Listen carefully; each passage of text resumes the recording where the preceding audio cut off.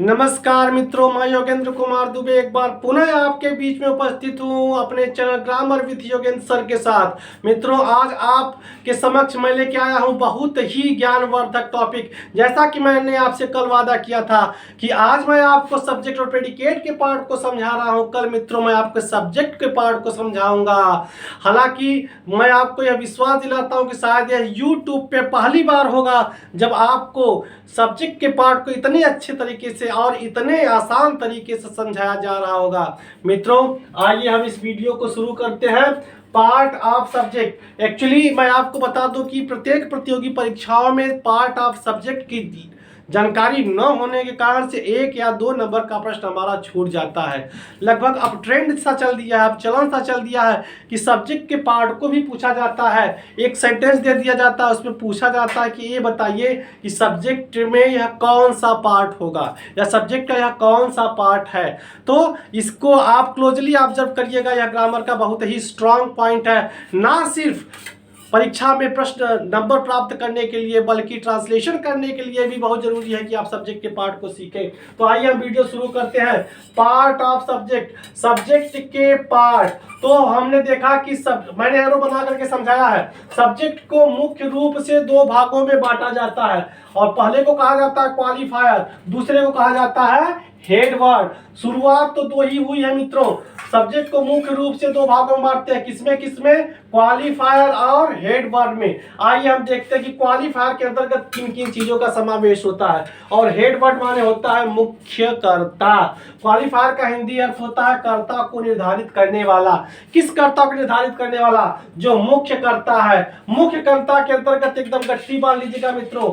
Head word के अंतर्गत केवल नाउन और प्रोनाउन ही आता है, इसके अलावा कुछ भी नहीं आता। और क्वालिफायर के अंतर्गत ऐसे शब्द आते हैं जो हेड वर्ड को निर्धारित करते हैं, इनका विश्लेषण करते हैं, इनको बताते हैं कि इनकी संख्या क्या है, कैसी है, वगैरह वगैरह वगैरह। तो आज इसको देख लेंगे। क्वालिफायर के अंतर्गत आता है a and the, my, his, her, their, some, many, this, that, these, those. ये सब अगर वाक्य में है तो उनको, अगर ये सब कर्ता के पार्ट में है तो उनको हम क्वालिफायर करते हैं। और हमारा डाउट यह क्लियर हो जाना चाहिए मित्रों कि अगर सब्जेक्ट के पार्ट में कोई भी नाउन और प्रोनाउन है तो उसको क्या कहा जाएगा? हेड वर्ड कहा जाएगा। आइए इस बात को हम एक एग्जांपल के माध्यम से समझते हैं। कल के वीडियो में हमने सब्जेक्ट और प्रेडिकेट को अलग करना समझ लिया था। आज हम पार्ट ऑफ सब्जेक्ट समझेंगे मित्रों, केवल पार्ट ऑफ सब्जेक्ट। प्रेडिकेट के बारे में हम चिंता नहीं करेंगे, उसको हम अगली वीडियो में देख लेंगे। पार्ट ऑफ सब्जेक्ट को अच्छी प्रकार से समझेंगे मित्रों। यहाँ पे दिया गया है a cat is dancing, a cat is dancing, एक बिल्ली नाच रही है। सब्जेक्ट अलग करने के लिए कल क्या बताया गया था, ध्यान दीजिएगा। कौन लगा के प्रश्न करिए। यहाँ दिया एक कैट इज डांसिंग, एक बिल्ली नाच रही है। तो हम प्रश्न करेंगे कौन नाच रहा है? उत्तर मिलेगा ए कैट। सब्जेक्ट हमारा स्पष्ट हो गया, ए कैट। ए हो गया प्रेडिकेट। तो हमको प्रेडिकेट के तरफ देखना ही नहीं है। आज हम पार्ट ऑफ सब्जेक्ट समझ रहे हैं तो हम केवल सब्जेक्ट की तरफ देखेंगे और इसी का विश्लेषण करेंगे। तो सब्जेक्ट हमारा मिल गया, हमको ए कैट। क्या मिल गया? ए कैट। ये हो गया सब्जेक्ट। इसमें 2 शब्द हैं, ए और कैट। तो आइए समझते हैं कि ए को क्या कहा जाएगा और कैट को क्या कहा जाएगा। तो कैट माने होता है बिल्ली, तो बिल्ली क्या हो गई? नाउन। क्या हो गया? नाउन। तो सीधे सीधे कैट नाउन है तो चला जाएगा हेड वर्ड में। कै बिल्ली, एक बिल्ली, जो इसकी संख्या बता रही है इसको हम क्या कहेंगे? क्वालिफायर। क्योंकि हमने पहले से देख लिया है a and the, this, that, these, दो, ये सब क्वालिफायर कहे जाते हैं। तो पार्ट ऑफ सब्जेक्ट में हमने देखा कि ए कैट सब्जेक्ट है और इसमें भी हमने देखा ए कैट में ए क्या कहा जाएगा? क्वालिफायर। कैट क्या कही जाएगी? हेड वर्ड, क्योंकि वह नाउन है। दूसरा एग्जांपल लेते हैं। दिस गर्ल इज रीडिंग, यह लड़की पढ़ रही है। कौन? This girl. क्या कर रही है? पढ़ रही है, तो प्रेडिकेट हो गया। कौन पढ़ रहा है? This girl. सब्जेक्ट हमारा स्पष्ट हो गया कि सब्जेक्ट क्या है? This girl. आइए इस सब्जेक्ट को मॉडिफाई करते हैं। तो इसमें दिस क्या कहा जाएगा और गर्ल क्या कहा जाएगा? तो दिस कहा जाएगा क्वालिफायर, और गर्ल कहा जाएगा हेड वर्ड, क्योंकि यह नाउन है। आगे चलते हैं। My mother is cooking food, मेरी माँ खाना बना रही है। कौन? तो उत्तर मिलेगा माई मदर। तो इसमें आप दो शब्द फिर मिले, माई और मदर। तो माई को आप क्या कहेंगे मित्रों? आप बताइए तुरंत। अब देखते ही उत्तर दे देंगे, इतने आसानी तरीके से बताया गया है। हिज, माई वगैरह ये सब क्या है? ये होगा एक क्वालिफायर, और मदर नाउन है तो हो जाएगा head word. Your father has gone, आपके पिता जा चुके हैं। कौन? Your father. तो सब्जेक्ट हमारा मिल गया योर फादर। इसको हम अगर मॉडिफाई करें सब्जेक्ट के पार्ट में, तो योर क्या कहा जाएगा मित्रों? क्वालिफायर, और फादर क्या कहा जाएगा मित्रों? Head word. आगे देखेंगे, मेनी पर्सन डाइड यस्टरडे, बहुत से लोग कल मर गए। बहुत से लोग कल मर गए, मेनी पर्सन। तो यहाँ पे सब्जेक्ट क्या हो जाएगा? Many person. बाकी क्या हो गया? प्रेडिकेट से मतलब नहीं, सब्जेक्ट हमारा हो गया मेनी पर्सन। आइए सब्जेक्ट के पार्ट को देखते हैं। तो मेनी क्या कहा जाएगा?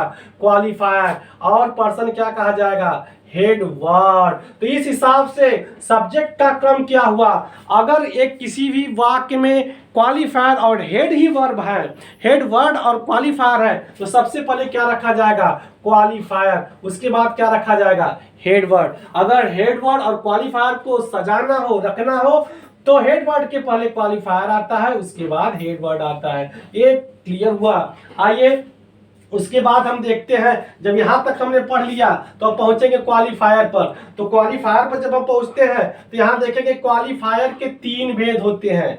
नंबर 1 डिटरमिनर, नंबर 2 एडजेक्टिव, और नंबर 3 एडजेक्टिवल फ्रेज। तो आप कहेंगे मित्रों कि डिटरमिनर्स क्या होते हैं? यही शब्द, यही जो क्वालिफायर का काम कर रहे हैं, इन्हीं को डिटरमिनर कहा जाता है। कब? जब उस वाक्य में एडजेक्टिव आ जाता है तब। जब किसी वाक्य में एडजेक्टिव का भी समावेश हो जाए तो वही ए and the, this, that, these, those या क्वालिफायर न कह करके इनको हम डिटरमिनर्स कहते हैं।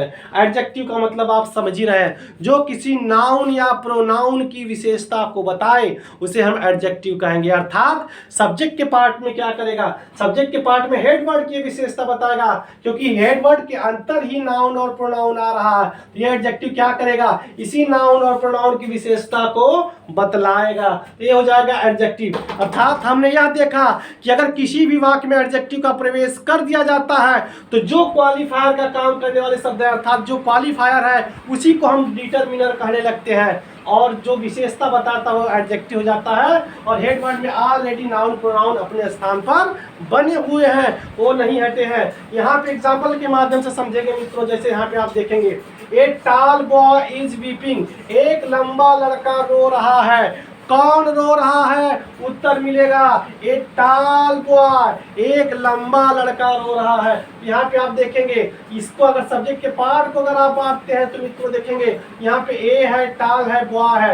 ए को क्या कहा जाएगा? क्योंकि यहाँ पे आ गया कैसा लड़का? लंबा लड़का। इस वाक्य में एडजेक्टिव आ गया, इस ए को अब क्वालिफायर न कह करके क्या कहा जाएगा मित्रों? देख लीजिएगा, क्या कहा जाएगा? डिटरमिनर। ए हो गया डिटरमिनर, टॉल हो गया आपका एडजेक्टिव, और बॉय हो गया मित्रों हेड वर्ड। कितना आसान है, आप देखते ही समझ जाएंगे कि किस प्रकार से सब्जेक्ट के पार्ट को हम अलग करते हैं और उनको मॉडिफाई करते हैं। अगला देखेंगे, this beautiful girl is reading, यह सुंदर लड़की पढ़ रही है। कौन पढ़ रहा है? This beautiful girl, this beautiful girl. यहाँ पे देखेंगे 1 2 3 तीन शब्द है। कैसी लड़की है? सुंदर लड़की है।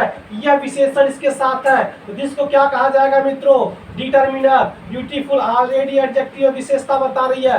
कौन है? हेड वर्ब गर्ल है। बाकी आपका प्रेडिकेट हो गया। आगे चलते हैं, your Elder brother has gone, तुम्हारा बड़ा भाई जा चुका है। कौन? तुम्हारा बड़ा भाई जा चुका है। तो यहाँ पे आएंगे, किसका बड़ा, कौन जा चुका है? उत्तर मिलेगा your Elder brother, your Elder brother. यहाँ पे योर को क्या कहेंगे मित्रों? डिटरमिनर। एल्डर बड़ा भाई एडजेक्टिव हो गया, और ब्रदर हो गया हेड वर्ड। अगले क्वेश्चन के अगले उदाहरण के तरफ चलते हैं मित्रों। यहाँ दिया गया है, माई रेड काउ इज ग्रेजिंग, मेरी लाल गाय चल रही है। कौन चल रहा है? मेरी लाल गाय। माई रेड काउ कैसी गाय है? लाल है। किसकी? मेरी। तो ये हो जाएगा डिटरमिनर, ये हो जाएगा आपका एडजेक्टिव, और ये हो गया हेड वर्ड। डिटरमिनर, एडजेक्टिव और हेड वर्ड। आइए, those naughty boys are playing, वे शरारती लड़के खेल रहे हैं। कौन खेल रहा है? वे शरारती लड़के खेल रहे हैं। तुम्हारा सब्जेक्ट हो जाएगा दोज नॉटी बॉयज, उसमें डी दोज हो जाएगा डिटरमिनर, नॉटी हो जाएगा एडजेक्टिव और हेड वर्ब हो जाएगा बॉय। एकदम आसान तरीके से हमने सब्जेक्ट के पार्ट को अलग करना सीख लिया है। एक चीज बच गया है मित्रों, एडजेक्टिवल फ्रेज, यह भी क्वालिफायर का भाग होता है। इसको आज टाइम नहीं है, तब समय अभाव छोड़ रहे हैं, इसको हम अगले वीडियो में इसको भी समझेंगे और साथ ही साथ सब्जेक्ट को कैसे व्यवस्थित किया जाता है, अगर उनके क्रम को बिगाड़ दिया जाए तो किस प्रकार से उनके क्रम को हम सजाएंगे, इसके बारे में भी हम चर्चा करेंगे। यहाँ पे हमने देखा कि अगर वाक्य में डिटरमिनर, एडजेक्टिव और हेड वर्ब तीनों हो तो क्रम क्या होना चाहिए मित्रों हमारा। सबसे पहले हम रखेंगे डिटरमिनर, यहाँ रखेंगे एडजेक्टिव, यहाँ रखेंगे हेड वर्ब। तो इस प्रकार से क्रम रखा जाएगा। अगर मित्रों अब कोई अगर आपसे पूछे, एक सेंटेंस दे करके पूछे, जैसे ए बॉय हैज गॉन, एक लड़का गया। इस वाक्य में देखिए, ए बॉय हैज गॉन, एक लड़का चला गया है। इसमें सब्जेक्ट क्या होगा? A boy. अगर इसमें से आपसे कोई पूछे कि सब्जेक्ट क्या है तो आप बता देंगे क्या है? A boy. इस सब्जेक्ट से अगर आपसे कोई कहा कि इसके पार्ट को अलग करिए तो आप बताइएगा मित्रों देख करके कि ए क्या कहा जाएगा और बॉय क्या कहा जाएगा। तो सीधी सी बात है, ए कहा जाएगा क्वालिफायर और हेड बॉय का कहा जाएगा हेड वर्ड। आप ऐसा क्यों नहीं आप कहेंगे कि इसको डिटरमिनर क्यों नहीं कहेंगे? क्योंकि इस वाक्य में एडजेक्टिव नहीं है, जैसा आपने पहले पढ़ा था। इस प्रकार से आपकी समस्या का समाधान मैंने किया है। अगर इसके बाद भी अगर कोई आपको प्रॉब्लम हो रही है तो आप कमेंट करके जरूर बताइएगा, मैं उस अगली वीडियो में उसका समाधान करूंगा। मित्रों अगर हमारी वीडियो आपको पसंद आई हो, इस वीडियो को सब्सक्राइब करके बेल आइकन प्रेस करिएगा ताकि आगे वाली वीडियो आप तक पहुंचे। इसको ज़्यादा से ज़्यादा शेयर करिएगा मित्रों, इसी दुआ के साथ कि आप बुद्धिमान हो, सशक्त हो और बुलंदियों को छुए। नमस्कार।